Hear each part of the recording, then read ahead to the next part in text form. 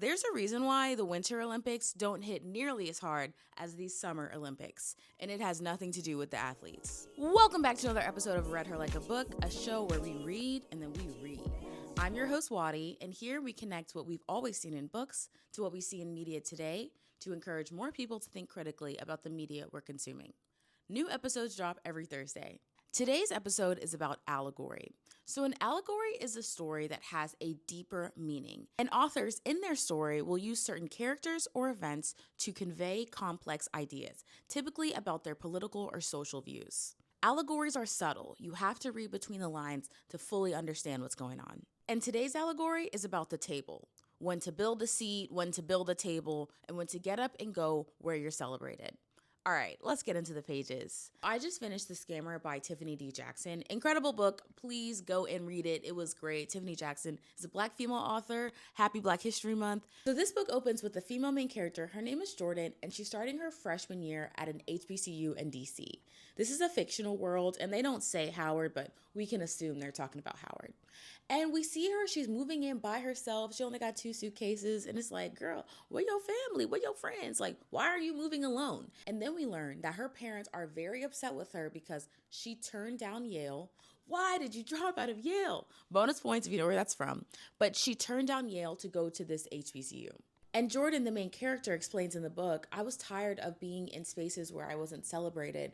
All through elementary school, middle, high school, she went to predominantly white institutions, and she was tired of being the minority. She wanted to be in a place where she saw 10 other Black girls that looked like her instead of just one. And I feel like this is a big talking point we're seeing with high school graduates kind of graduating, I'd say like after 2020. This has always been a narrative of should I go to an HBCU or should I go to a PWI? But I feel like now more than ever, people are kind of rebutting the idea that you have to go to a PWI in order to get great connections and have a really good experience. You can go to an HBCU, get a great education, and have really great connections. And this character, she's picking a path that her parents aren't supportive of. And I think it's just indicative of the times. Her parents are probably Gen X, probably in their like late 40s, early 50s, and they want their daughter to go to Yale. When you think about Yale, it's like, Yale, it's a great school, great connections, but Yale doesn't have the diversity that the female main character is searching for. And her parents are like, who cares about diversity, girl? Like, get your education, get your opportunities. But she's like, I don't want to live my life being in rooms where I'm the only one, where I'm one of one or one of two. I want to be in a place where I feel welcomed and I feel supported. And this character felt like at Yale, she wasn't going to be as supported as if she would have gone to this HBCU in DC. So in this case, the main character, Jordan, she did not want to bring a seat and she did not want to build the table. She wanted to go where there was already a place for her.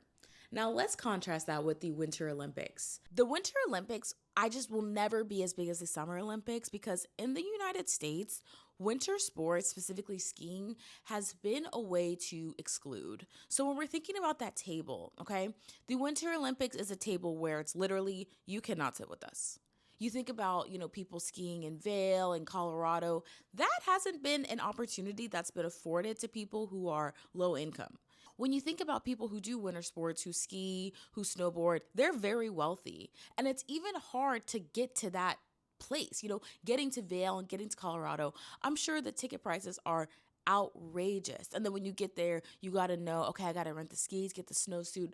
And there's certain barriers to entry in this winter sport that track and basketball, the summer sports, just don't have. Because winter sports have been reserved for the ultra wealthy, it's hard to feel connected to them because when we're thinking about the allegory of the table, this is a table that we don't even have access to.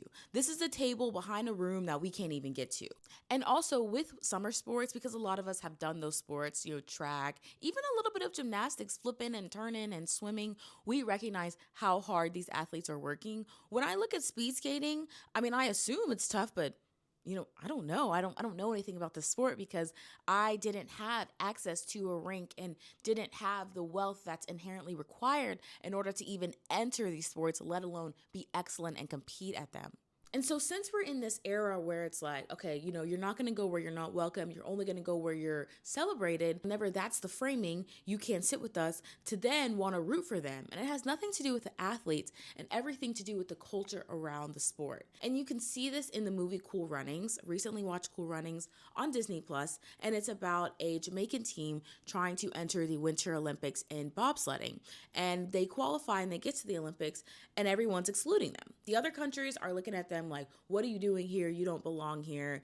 And it kind of represents this idea that winter sports are elite. They are for the elites. They're for the wealthy. They are for a small group of people. And if you don't fit that mold, you're not going to be welcome. And with Cool Runnings, the idea was you're going to go and you're going to build a seat at that table, and you're going to force everyone to shove down, and you're going to make room for yourself. But that's not really the energy and the vibe that my generation, I'm like a millennial Gen Z, what we're doing. We're like, no, we're not going to go to the Winter Olympics. No, we're not going to force a seat at our table like Jordan did in The Scammer. I'm just going to go where I'm celebrated. And I also think it's really interesting with how I feel about winter sports. I don't feel the same about gymnastics and swimming. Those are two sports that also have a high barrier to entry. A lot of times in low income, underrepresented areas, they didn't have gyms where you could do gymnastics, and swimming pools in certain areas were actually drained or concreted over. So it makes me wonder, why do I root for Michael Phelps and Simone Biles and Shawn Johnson, but why don't I feel the same excitement for these winter sports? And it's because at the end of the day, the fundamentals of gymnastics and swimming, you still kind of have access to. Gymnastics, yes, you need a lot of money to compete, but ultimately I could do a cartwheel in my living room. I can't speed skate. You know what I'm saying? With swimming, I have access to bodies of water. Even if I can't do a breaststroke, I can still go to the beach and put my feet in. I can still kick, at the pool when I do have access to a pool, when I go on vacation. That's why track is the crown jewel event of the summer. It's the last event of the entire Olympics, because the barrier to entry to track is 1 inch high. You don't even need shoes. That's why certain events are dominated by impoverished countries or developing nations, because you don't need all the sophisticated equipment. All you need is an open space. Track and winter sports, they are opposites. I talked about foils in my other episode, but when you compare track to winter sports, that's how you see how difficult it is to actually enter into winter sports and break down those barriers. So when we look at these past few allegories, we have The Scammer. It was going to a table where you feel welcomed and not building a seat at the new one. And when you look at my connection with the winter sports, it's ignoring a table that you don't have a seat at anyway. And with Cool Runnings, it's building a seat at the table. 3 different stories, all opining on the allegory, a seat at the table. All right, let's get into the Super Bowl performance by Bad Bunny.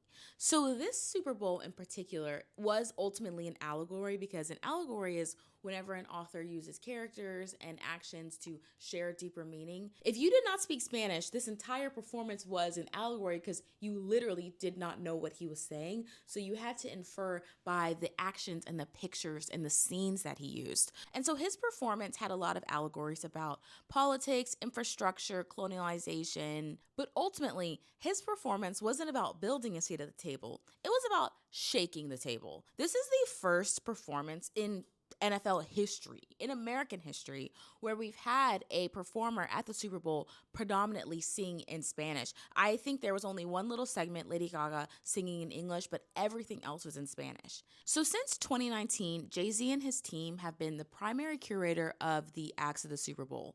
They've been deciding who gets to perform. And we've seen these past couple years, there's been more variety, more diversity. And so typically what artists do whenever Jay-Z has built a seat at the table for them and has their name written on it, they go and sit at the table and they sit very politely, and they, don't make too much noise. They don't really make political statements. So what society expects whenever someone is granted a seat at the table is that they sit at the table and they're very mindful and they're very demure. They don't make too much noise. And what Bad Bunny did was actually like rock it back and forth. Think Real Housewives of New Jersey, the christening.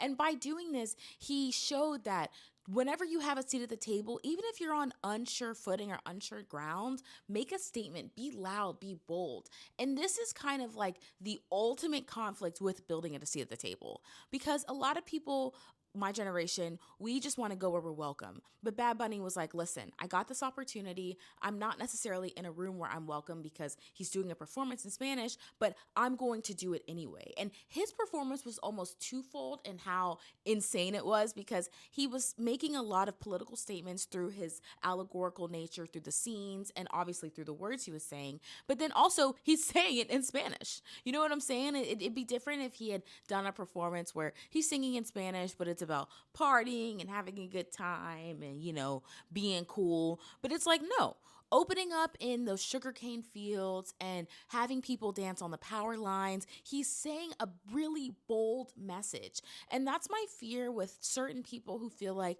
oh, I'm not going to go in rooms where I'm not celebrated. I'm only going to go in rooms where there's a place for me. It's because that stage and that opportunity, when you get at the table, you may not get that if you just always go where you're comfortable. Bad Bunny could have easily done this same performance at one of his concerts, and it wouldn't have had nearly as much impact because it wouldn't have had the same audience. His fans are going to just support anything he does. He wouldn't. The Super Bowl offers you a stage that you're not going to get everywhere. So by taking this opportunity and essentially approaching a seat at the table where he wasn't necessarily welcome, of course, Jay-Z invited him, but when you look at the table of Super Bowl performers, they don't look like Bad Bunny. He took that opportunity and went crazy. And I bet he thought a lot about, okay, what's going to happen if I make such a bold statement? A, by speaking in Spanish, and B, by having all these messages and pictures about what's happening in Puerto Rico. But he recognized that this is a stage where he's going to have millions of eyes on him. I think the viewership was 113 million. So that is shaking the table, okay? So you have to recognize there's a time where you need to be comfortable and we need to go where you're celebrated. But if you do get the opportunity to join a table where you predominantly and historically have been excluded from, don't be afraid to speak up. Don't be afraid to be bold. And sometimes you kind of have to be a little uncomfortable. I'm sure Bad Bunny was a little uncomfortable whenever Jay-Z hit him up, and Bad Bunny looked at the past 15 Super Bowl performances and it was all United States acts, but he did something really bold and really daring. So Bad Bunny was teaching people and showing people, when you get an opportunity, speak up, be bold, be loud. Don't take a seat at the table, rock it. So when we compare our prior case studies, the female main character, Jordan, she would have never got the opportunity that Bad Bunny did because she probably would have turned it down. And when we look at Cool Runnings and we look at the characters there, they would have got a seat at the table, they would have gone to the Super Bowl, and they probably would have just done what they were expected, party and have fun, may not have spoken about the issues that are plaguing their country. I have one closing PSA for this episode.